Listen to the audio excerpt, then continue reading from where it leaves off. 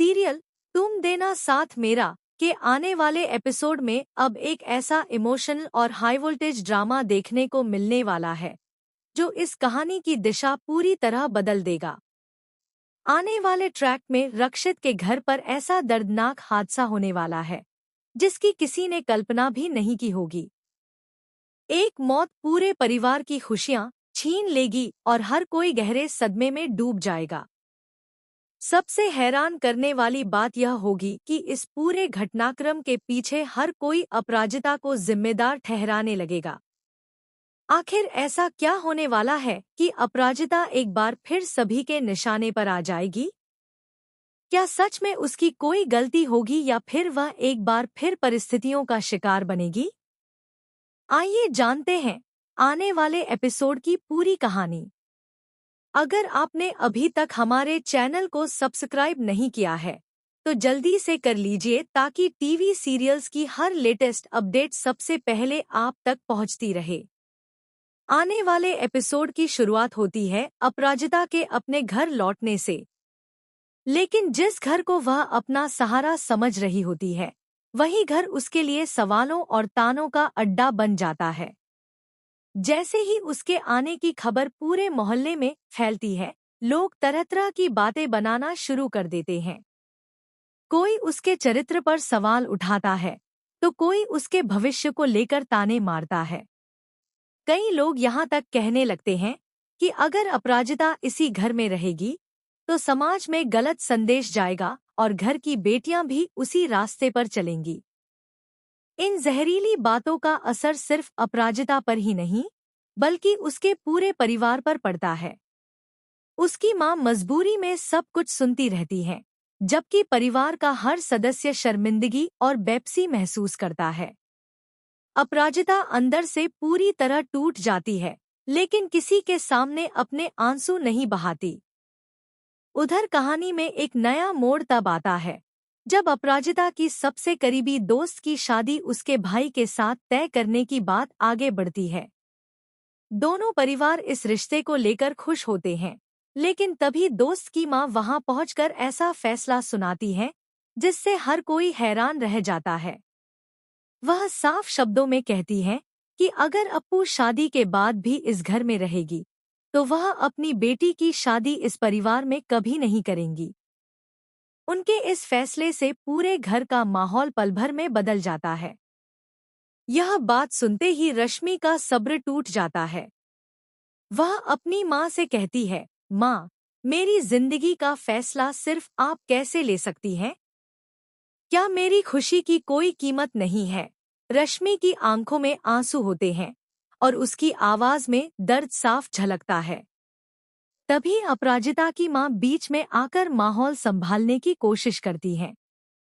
वह folded hands के साथ कहती है, बहन जी, कृपया नाराज मत होइए। इस बारे में आराम से बैठकर बात कर लेंगे। लेकिन अब हालात इतने बिगड़ चुके होते हैं कि किसी की बात किसी पर असर नहीं करती। रिश्तेदार भी दो हिस्सों में बंट जाते हैं। कुछ लोग अपराजिता का साथ देते हैं जबकि कुछ लोग उसी को हर परेशानी की जड़ मानने लगते हैं। दूसरी तरफ रक्षित भी लगातार मानसिक तनाव से गुजर रहा होता है। हर जगह उसका नाम अपराजिता के साथ जोड़ा जा रहा होता है। ऑफिस में लोग कानाफूसी करते हैं, सोशल सर्कल में उसकी बदनामी होने लगती है और परिवार भी उससे सवाल पूछने लगता है। यह सब देखकर अपराजिता खुद को रक्षित की परेशानियों का कारण मानने लगती है। इसी अपराध बोध में वह एक बहुत बड़ा फैसला लेती है।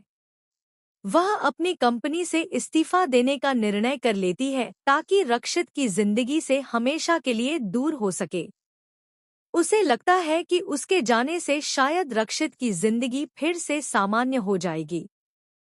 लेकिन जब रक्षित को अपराजिता के इस्तीफे की खबर मिलती है तो उसके पैरों तले जमीन खिसक जाती है। वह तुरंत उससे मिलने पहुंचता है और बेहद भावुक होकर कहता है, तुम जितनी कोशिश करनी है कर लो मुझसे दूर जाने की, लेकिन मैं तुम्हारा साथ कभी नहीं छोड़ूंगा। अगर पूरी दुनिया भी तुम्हारे खिलाफ हो जाए तब भी मैं तुम्हारे साथ खड़ा रहूंगा।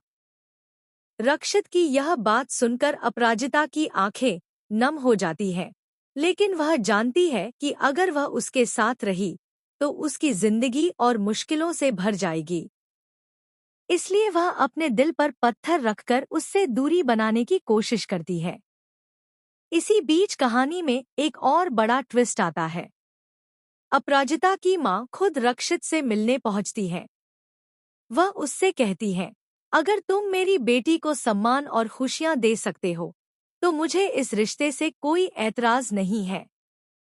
मैं चाहती हूँ कि मेरी बेटी को वह प्यार मिले जिसकी वह हकदार है। लेकिन किस्मत को शायद कुछ और ही मंजूर होता है। रक्षित की माँ को जैसे ही इस मुलाकात के बारे में पता चलता है, वह गुस्से से आग बबूला हो जाती है। वह पूरे परिवार के सामने ऐलान कर देती हैं, मैंने रक्षित की शादी ईरा के साथ तय कर दी है और बहुत जल्द दोनों की सगाई होगी। इस फैसले में कोई बदलाव नहीं होगा। रक्षित अपनी माँ को समझाने की कोशिश करता है, लेकिन वह उसकी एक भी बात सुनने को तैयार नहीं होती। उल्टा वह उसे अपनी कसम दे देती है और कहती है, अगर तू मुझे अपनी माँ मानता है तो तुझे मेरी बात माननी ही होगी। माँ की कसम सुनते ही रक्षित पूरी तरह टूट जाता है। एक तरफ उसका प्यार होता है और दूसरी तरफ माँ का वचन। वह समझ नहीं पाता कि आखिर किसे चुने। उसकी खामोशी ही उसके दर्द को बयां करने लगती है। उधर ईरा इस पूरे घटनाक्रम से बेहद खुश नजर आती है। उसे लगता है कि अब रक्षित हमेशा के लिए उसका हो जाएगा। लेकिन उसे यह नहीं पता कि रक्षित का दिल आज भी सिर्फ अपराजिता के लिए धड़कता है। इसी बीच कहानी में सबसे बड़ा और चौंकाने वाला मोड़ आने वाला है। रक्षित के घर में अचानक एक ऐसी दर्दनाक घटना घटती है जिससे पूरा परिवार हिल जाता है। घर में मातम छा जाता है और हर कोई इस हादसे के लिए अपराजिता को जिम्मेदार ठहराने लगता है। परिवार के कुछ सदस्य यहाँ तक कह देते हैं कि जिस दिन से अपराजिता उनकी जिंदगी में आई है, तभी से उनके घर की खुशियाँ खत्म हो गई है।